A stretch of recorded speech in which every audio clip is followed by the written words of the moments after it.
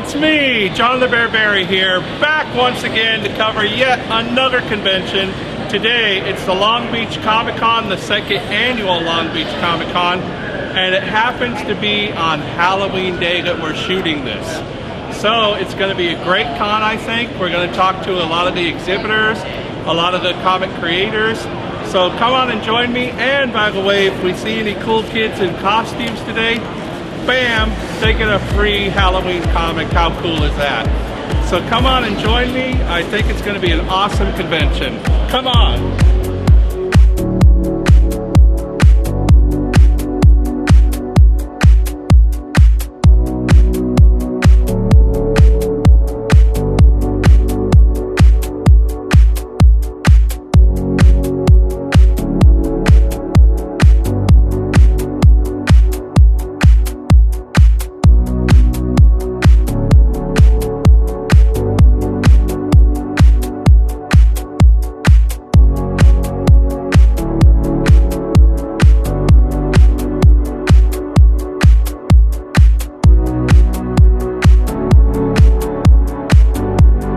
I'm here with Mark Wade, the head muckamuck, as it would be, of Boom Studios, and a great writer in his own right. And Mark, Boom Studios is just, well, it's booming right now. Yeah.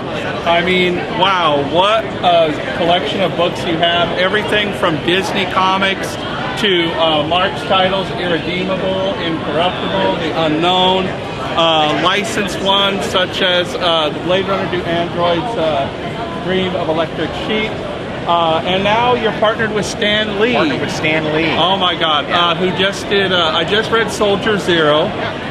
Great book. Thank you. How'd the partnership come about with Stan? Well, Stan has POW Entertainment. We have Boom Studios, right. And so we thought two good sound effects that taste great together should be together. And we sat down with them and said, all right, well, Stan at that point was really looking at trying to get back into superheroes, which he hadn't really done for a long time. And we all approached it from the point of view of Stan pretty much defined what superheroes were for the 21st century, I think. He didn't invent them, but he defined them. Right, definitely. So what are superheroes for the 21st century? What is the mindset? What's different about the guys that Stan created in the 1960s versus the stuff he created, he might create today? And so we sat down with him and with Paul Cornell, who is an established writer, a big award-winning writer. Right. We sat down with Chris Robeson, who is a New York Times best-selling writer, and he's been doing stuff for Vertigo. And sat down with me, and we all sort of knocked around ideas about what can we do that brings Stan's sensibilities and the humanity and the positivity that Stan's work had. Well, what happened was we approached Stan. Stan has defined superheroes for the 20th century. He didn't necessarily invent them, but he defined superheroes for the 20th century. Right. And so the question became, what are superheroes in the 21st century like? What is is the mindset different? Are the motivations different? What can we do? When we sat down with the other writers, who were Paul Cornell, who is an award-winning writer from Britain, and Chris Robeson, who was a New York Times best-selling writer who's written some Vertigo stuff and was writing one of the Do Androids Dream of Electric Sheep spin-offs for us. We sat down and we thought, okay, well, what can we do to bring the humanity of Stan's characters and the natural sort of positivity of those characters into the 21st century without them looking retro or pastiche? And so we worked with Stan to come up with some approaches that I think really nicely straddle the line between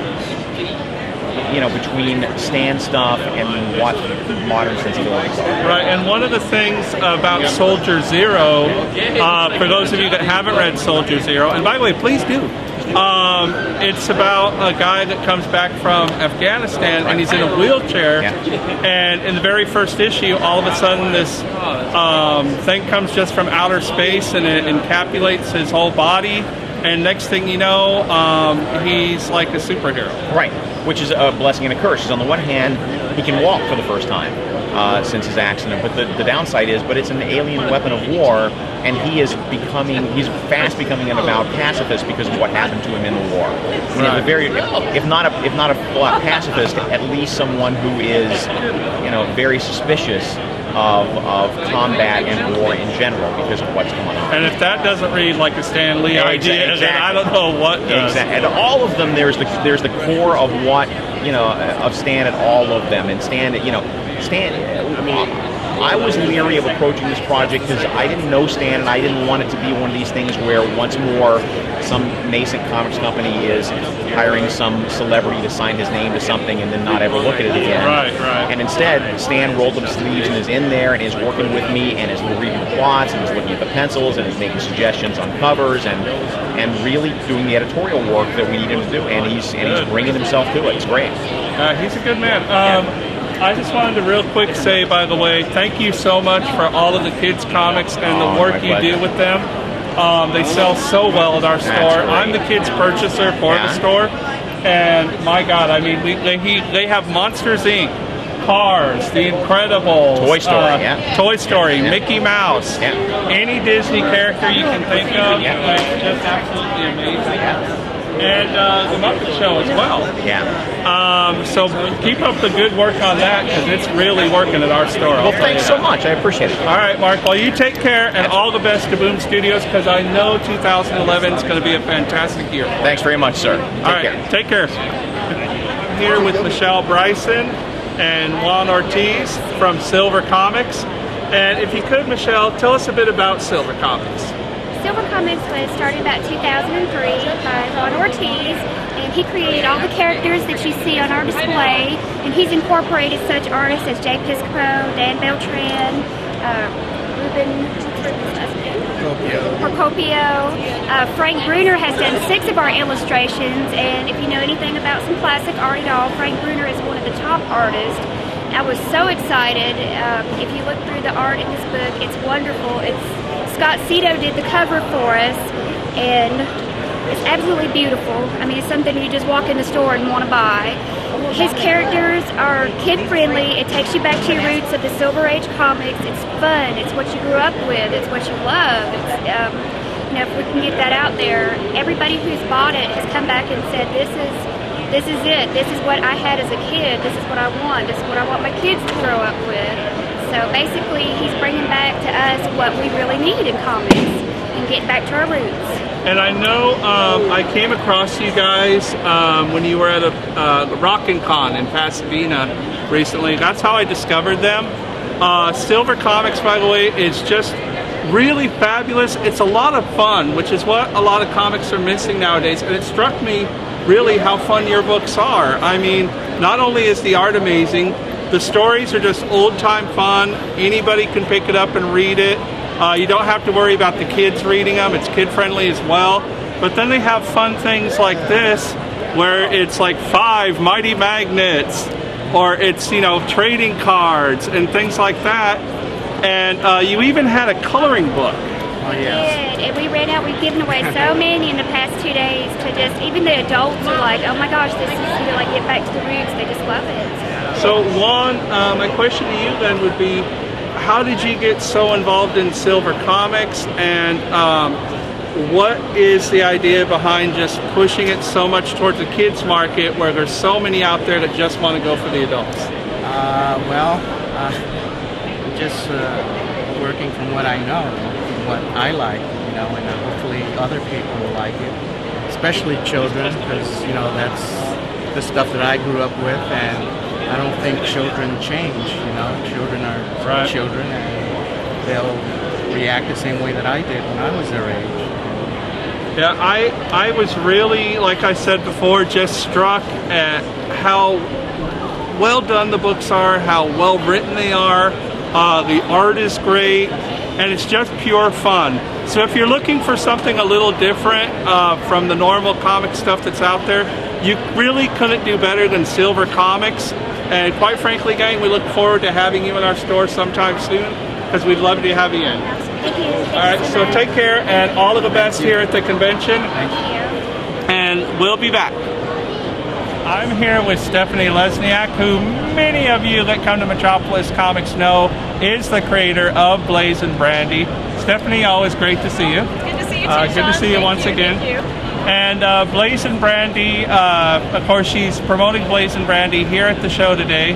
And what's been going on lately? You know what, I'm still working on Blazin' Brandy. Our issue 5 will be out at the end of January. And I also have a new series called Domicile, which will be out in January as well, too. It's my first big graphic novel. It's a one-shot that'll, you know, I have really high hopes for it. It's been really good working with my writer, Leslie Kensel, and it's totally a different track than Blazin' Brandy. So you're not writing it at all, you're providing the artwork, correct, for Domicile? Yeah. What's Domicile all about? Like, what can we look forward to? Basically, if you like Blazin' Brandy, you'll totally love Domicile. It's basically kind of more of a fantasy that doesn't take place really on Earth or on any kind of a planet, almost like Star Wars, where you just sort of accept that it's basically this fantasy world where there's this tree creature who is pursued by all of these bad guys who want him for some really evil purpose, but you don't really know what that is until the end of the book. And then, of course, he ends up being adopted by a beautiful princess and has to be rescued by a hero who will ultimately have to save the day. It's kind of going back to the old school Disney where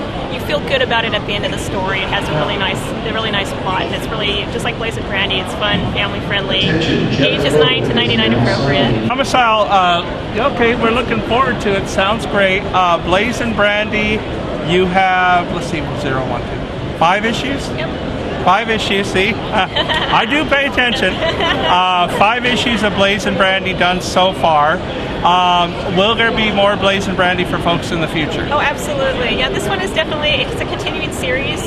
Me and my partner, Leslie Kensel, had designed it to be a continuing series, so we still plan on putting that one out. We're still going strong on that one, too.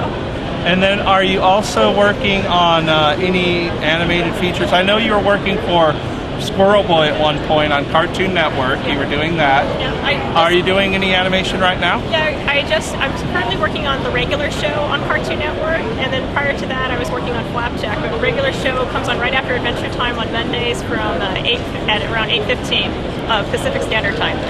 You are really busy. Well, we'll leave her be. Apparently she's got to get back to work because this is one busy lady, let me tell you. Anyway, Stephanie, as always, great to see you, and hope to have you in the store soon. Oh, definitely. Look forward to it. Thank you. Take care. Well, guys, that wraps it up for the Long Beach Comic Con.